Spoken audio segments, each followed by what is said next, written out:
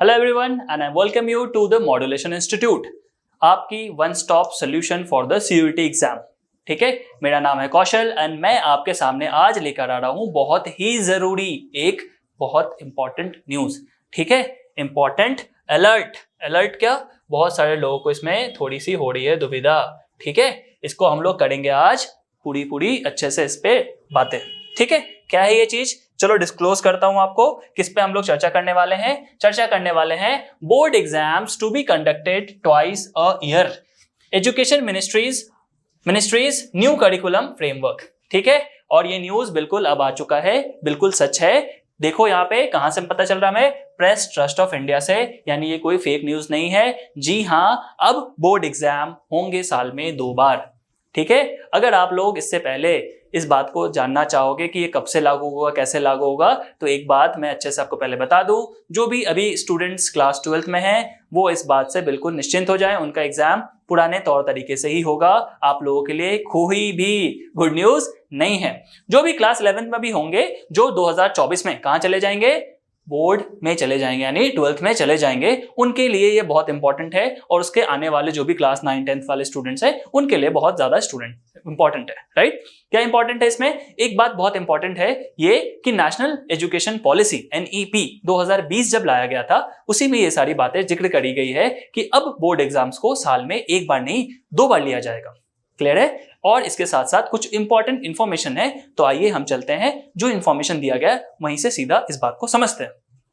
ठीक है, board exams to be conducted twice a year, students will be allowed to retain best scores, MOE that is ministry of education's new curriculum framework. ठीक है, इसके हिसाब से हम साल में अब 2 बार एग्जाम देंगे एंड जो बेस्ट हमारे स्कोर्स होंगे उनको हम रिटेन कर सकते हैं।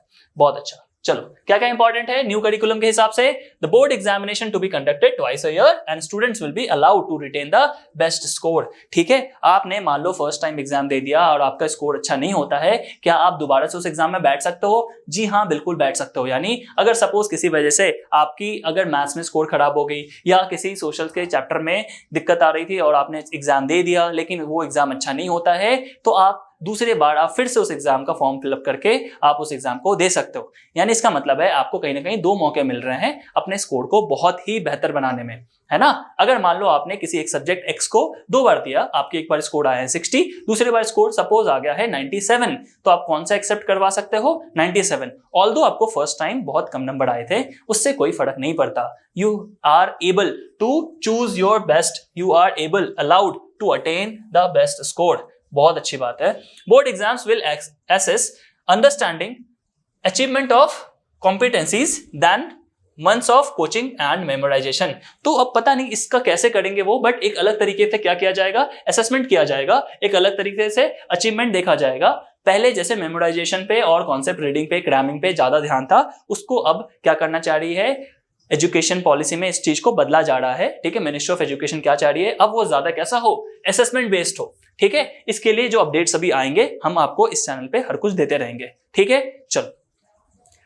Choice of subjects in class 11th and 12th will not be restricted to streams, students to get flexibility to choose. अब देखो भाई क्या बता रहे हैं थर्ड पॉइंट में ये बताया जा रहा है कि अगर मान लो आपने मैथ स्ट्रीम ले लिया है, PCM ले लिया है और आपका बहुत इच्छा है कि मैं ज्योग्राफी पढूं, मैं थोड़ा सा क्या कर लूं, इन सब के अलावा मुझे इकोनॉमिक्स में मजा है, मुझे इकोनॉमिक्स पढ़ना है। ठीक है, मुझे मजा आता था क्लास 10 तक पढ़ने में यार इकोनॉमिक्स, अब तो छूट गई वो चीजें।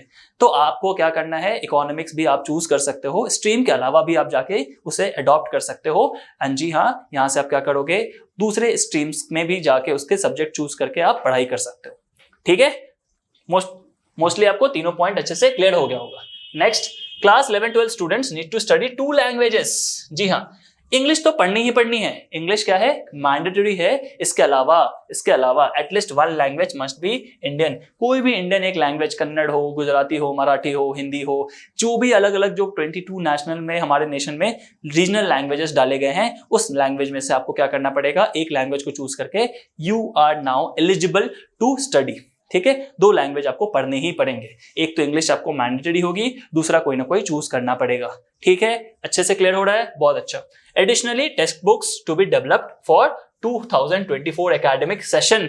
यहां से बहुत क्लियर हो गया है कि जो 2024 में अभी अपना बोर्ड्स दे देंगे उनके लिए ये न्यूज अभी के लिए कोई काम का नहीं है।